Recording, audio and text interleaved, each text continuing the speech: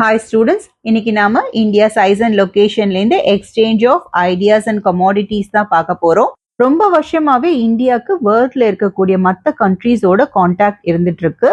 Land roots மூலமா contact இருக்கு, அது ரொம்ப வருஷமா இருக்கு. அண்ட் அதுக்கப்புறமா மெரிடைம் கான்டாக்ட்ஸும் இருக்கு, அதாவது சி ரூட்ஸ் மூலமா. நார்த்ல இருக்க மவுண்டன்ஸ்ல இருக்க பேசேஜஸ் மூலமா ஏன்ஷியன்ட் டிராவலர்ஸ் இந்தியாவுக்கு வந்திருக்காங்க.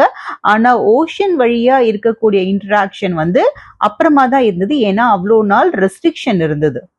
இந்த ரூட்ஸ் மூலமா நம்ம கண்ட்ரியோடையும் மற்ற கண்ட்ரிஸ் கூட ஐடியாஸ் அண்ட் கமாடிட்டிஸை எக்ஸ்சேஞ்ச் பண்ணிட்டு இருக்கோம் ஏன்ஷியன்ட் டைம்ஸ்லேருந்தே. Ideas of Upanishads, Ramayana, Panchatantra stories, Indian numerals, decimal system, இதெல்லாமே இந்தியாலேருந்து மற்ற பார்ட்ஸ் ஆஃப் வேர்ல்டுக்கு ரீச் ஆயிட்டு இருக்கு.